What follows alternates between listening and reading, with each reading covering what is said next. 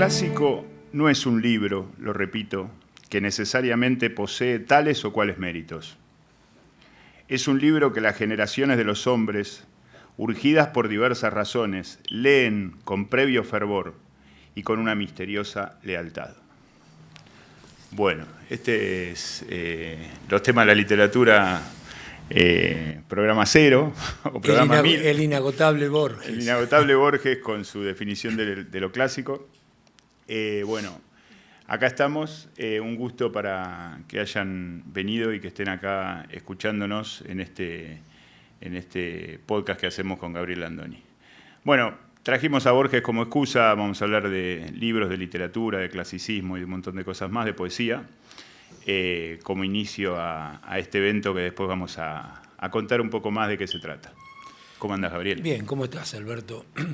La idea era traer a un Borges que siempre es nuevo y que siempre es ciertamente inagotable, esta vez desde una perspectiva mixta, dual, digamos, en su narrativa, en sus ensayos, sobre todo en sus ensayos, porque vos has reparado bastante en estos ensayos, y en la otra dimensión de Borges, menos transitada, misteriosamente menos transitada, ¿no? El Borges poeta. El Borges que ha escrito 14 libros de poesía y que ha comenzado con la poesía su carrera literaria y que ha concluido su carrera literaria con la poesía. En general la poesía es menos transitada que la prosa, además. Siempre, claro. Y en Borges a lo mejor todavía esto se subraya más, es menos reconocido como poeta. Él no se definía como poeta, esto lo hemos charlado también oportunamente, y sin embargo es el grueso y acaso lo más valioso de su obra sea la poesía. Bueno, yo planteé algunos temas. Yo pensaba abocarme a los ensayos. Tenemos un tiempo acotado. No nos podemos extender más que lo que dura normalmente el podcast. Entonces, pensé los ensayos porque en general la narrativa de ficción es lo que normalmente hacemos en los temas de la literatura, en los programas de Literarte y demás. Y como vos ibas a encarar la poesía y yo la prosa, preferí ir por el lado de los ensayos. Y bueno, me anoté acá algunas cosas que tienen que ver con el Borges que construye el mundo a partir de las palabras, que la literatura es la que crea el mundo y no el mundo la literatura, y con ello quién es precursor de quién, digamos, y los antecesores de los predecesores y o viceversa. La cuestión clásica, que a mí me parece central y me parece uno de los temas más estudiados por mí, por lo menos, es uno de los temas que más me apasionan. Y finalmente el tema de la tradición, o el tema de la dualidad entre vanguardia y tradición. Así que, por donde quieras, empezamos. Sí, vos mencionaste algo que es muy importante acerca de la percepción de Borges. Borges es un escritor cuya vida fue una vida literaria, es decir, es una máquina de literatura en el sentido de que la vida que conoció fue la vida que conoció a través de la literatura y no al revés, como claro. Bioy, que escribió porque vivió intensamente. Claro. Y esta percepción de la literatura hecha con palabras, no solo con ideas o con temas, es la percepción del poeta. El poeta percibe el mundo a través de, fundamentalmente, la música verbal. Y Borges lo decía de su propia obra. Para mí es más importante la cadencia, el sonido de una palabra que el significado. Y esto lo define esencialmente como poeta. Por eso no es novelista, digamos. Bueno, en el fondo lo que hace Borges y lo que hace la poesía es recordarnos que el arte forma. Ante todo. Y que más el cómo que el qué. Claro. O que en tal caso el cómo es el que condiciona el qué, o el cómo es el que termina diciéndonos el qué. Y sí, porque, a ver, la vida más sencilla tiene material suficiente para escribir En busca del tiempo perdido de Proust, pero hay que ser Proust para escribir esto. Claro. Es decir, no basta el tema, basta que haya un artista que tamiza el mundo, recibe el mundo y transmite estéticamente. Los temas son siempre los mismos, aparte. Claro, sí, la muerte, la vida, el amor, claro. El tiempo. Sí, 2 o 3 más.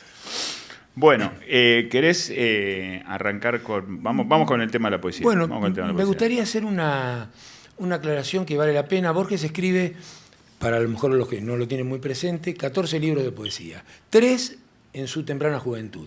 Fervor de Buenos Aires, Luna de Enfrente y Cuaderno de San Martín. Todos antes de cumplir los 30 años. 23 años, 1923, Borges iba más o menos con el siglo, nace en 1899, 1925, Luna de Enfrente, y Cuaderno de Sarmantín, 1929. Allí es un escritor vanguardista, que adhiere al ultraísmo, que si bien no reniega la tradición, nunca renegó de la tradición, pero que es un escritor vanguardista, que conscientemente desiste de la rima, y podemos leer en esos 3 libros y no vamos a encontrar casi ningún poema métrico, ningún poema con rima, y luego hay un silencio poético, 30 años, hasta 1960, desde 1930, es un narrador.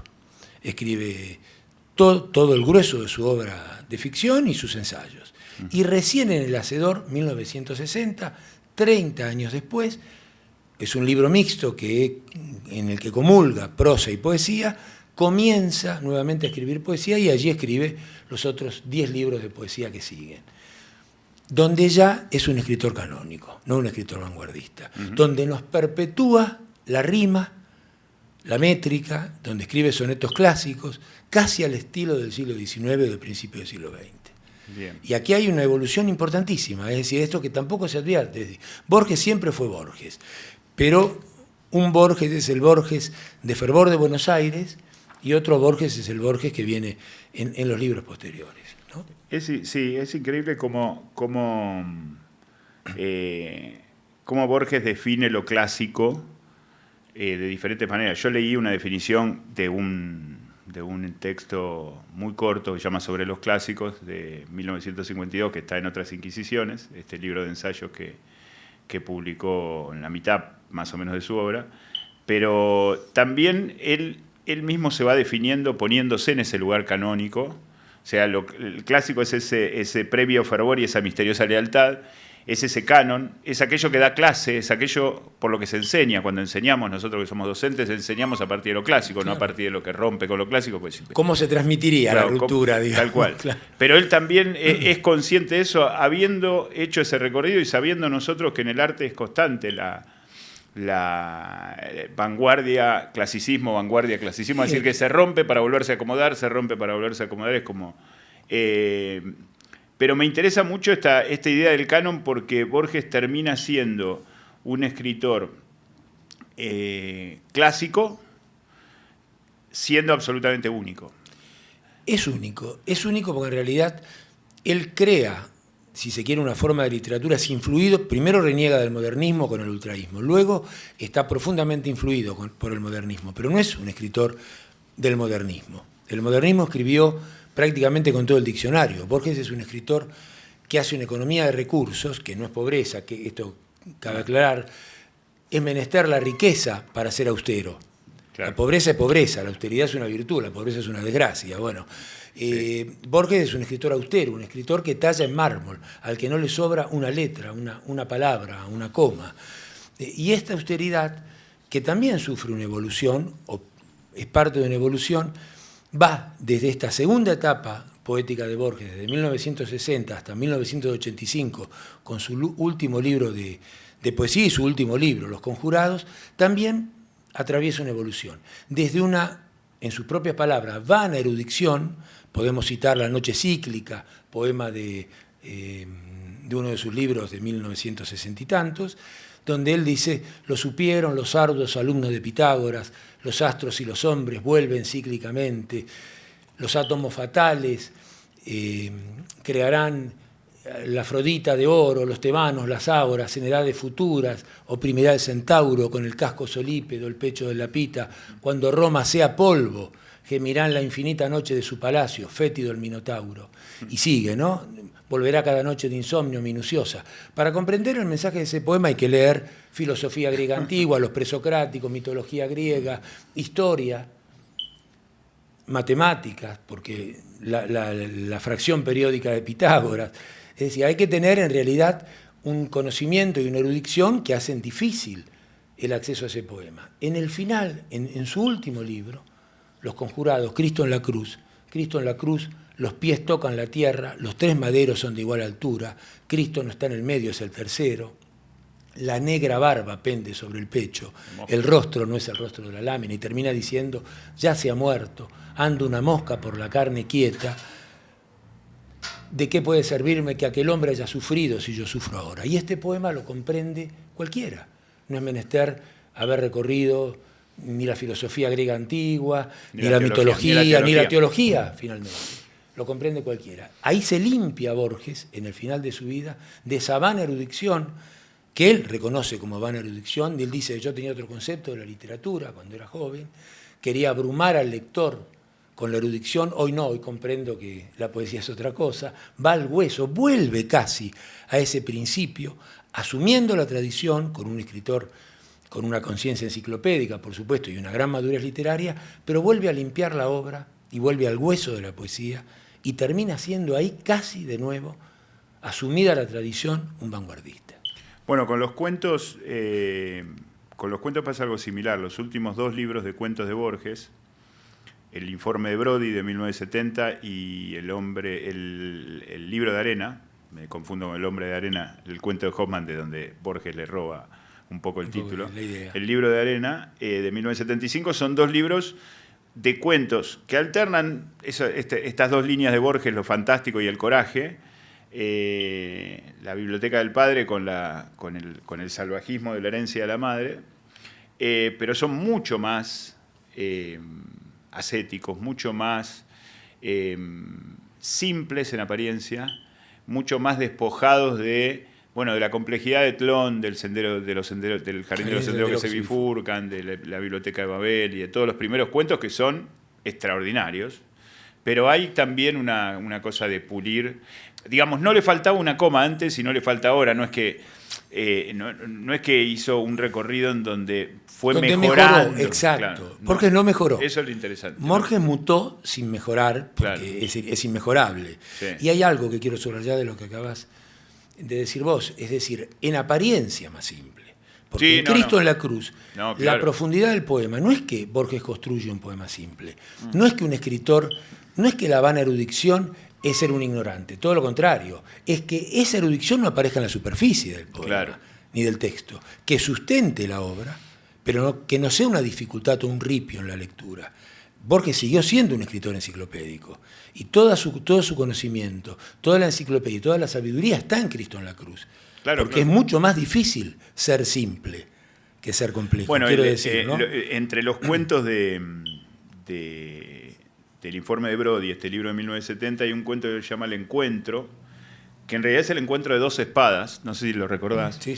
En donde 2 personas combaten con esas espadas y el narrador nos recuerda que esas 2 espadas también combatieron otras 2 personas y que quizá en el futuro, y que la verdadera pelea está entre las espadas, porque las cosas duran más que las personas, dice Borges, ¿no? Entonces, ese cuento, en términos de superficialidad, parece simple y parece que ya lo leímos de manera más compleja antes, pero sin embargo está toda su literatura anterior, lo mismo que en todos los cuentos del coraje. Hay un cuento que a mí me fascina, que está también en este tomo del informe de Brody, que es La señora mayor, que probablemente lo hagamos en Literarte en algún momento, el año que viene o el otro. La señora mayor es un cuento escrito de una mujer que en 1941 va a cumplir 100 años y no tiene contemporáneos, pero nació en 1841, es decir, que la segunda mitad del siglo XIX la tiene. Digamos, todos los personajes que Borges va a lo largo de su poesía, de sus ensayos y de sus narraciones de ficción, fantásticas o no, va recorriendo de su sangre. Conocieron a esta mujer o esta mujer los conoció, es como parte de su familia. Y es un cuento como Historia del guerrero de la cautiva o como infinidad de cuentos de los que llamamos los cuentos del coraje o los cuentos de la parte salvaje de Borges o los cuentos de cuchilleros. Pero es una señora de 100 años que va a cumplir 100 años, que está venida un poco abajo, que ya no tiene el dinero que tenía antes, que la pensión no le alcanza, que es viuda hace como 40 años, que ya perdió inclusive hasta el estatus dentro de la sociedad. Y nosotros vemos y empezamos a reconocer, no en la superficie, insisto, donde parece hasta un cuento simple, Bueno, nos cuenta cómo sueña, qué sueña, o cuál fue su último sueño. Es decir, está el tema del sueño, está el tema del destino, está la historia argentina, están todos los temas, pero con una aparente simpleza que tiene que ver un poco con esto que vos del lado poético expresabas. Sí, a ver, el artista aspira en cualquier rama del arte a la quintesencia, es la síntesis. Claro. Es limpiar aquello ornamental, aquello que es lugar común. La rebarba, sacarle toda la rebarba y llegar a la síntesis absoluta. Y Borges lo logra en Los Conjurados, que es su último libro de poesía, además raro en un autor en general que es casi su mejor libro, casi su mejor obra. Poética por lo menos es la mejor. Y la escribe a los 85 años. Claro. En este sentido, Borges evoluciona en el mejor sentido. Claro. Era el Borges en Fervor de Buenos Aires. Uno lee Fervor de Buenos Aires, un libro escrito por un muchacho de 23 años. ¿Cómo puede ser? Digamos, bueno, Llaneza, que la leímos, claro. La poesía que leímos en los temas de la literatura este año, es una poesía escrita a los 22 años que está todo lo que Borges escribió después, claro, ya está contenido en ese estaba ya el estaba. Borges en embrión, el Borges claro. maduro, pero evoluciona en este sentido. Claro. Limpia la obra de lo que él llamaba, él mismo, por eso nos atrevemos a decirlo, nunca lo diríamos si no lo hubiera dicho de sí mismo, ¿no? La vana erudición. Claro. Esa erudición en la superficie que presentaba una dificultad al lector. Y que acaso fuera la inseguridad de un escritor más joven. El escritor cumplido ya, el escritor que ya no tiene que demostrar nada porque es Borges, puede librarse. Bueno, hay un texto que no lo marqué, no sé si lo voy a encontrar rápido, si no, bueno, 485, ¿eh? Sí, lo voy a encontrar rápido. Que leí hace poco, me parece que a propósito de algunas de las cosas que hicimos con los chicos de audiovisuales, donde dice, ¿de qué me servirá mis talismanes, el ejercicio de las letras, la vaga erudición? La vaga erudición. El aprendizaje de la palabra, el joven amor de mi madre. Bueno, el amenazado. El amenazado, exactamente. Es decir, estar o no estar contigo a la medida de mi tiempo. ¿Y de qué me sirve todo eso si no estoy con vos? Es el amor. Es el amor. Tendré que ocultarme o huir. Crecen los muros de su cárcel como un sueño atroz. Bueno, tremendo. Qué poema de Borges. Bueno, ahí ese poema de Borges en algún momento tiene una sensualidad. Ese ya es 72. Una sensualidad. Pulida, claro, exquisita, sublimada, pero una sensualidad. Me duele una mujer en todo estar o no estar contigo es la medida de mi tiempo. Me duele una mujer en todo. Sí, así termina, me duele una mujer en todo. Un poema de Borges de una sensualidad exquisita. Bueno, ahí está él mismo asumiéndose como toda la biblioteca que consumí, toda la vida que viví me llevó hasta acá, que está muy bien. Sí, pero esto porque él sabe que está muy bien, pero no me sirve. Pero no alcanza. Por lo menos no alcanza. Bueno, tiene una frase maravillosa, hecho de polvo y tiempo, el hombre dura menos que la liviana melodía.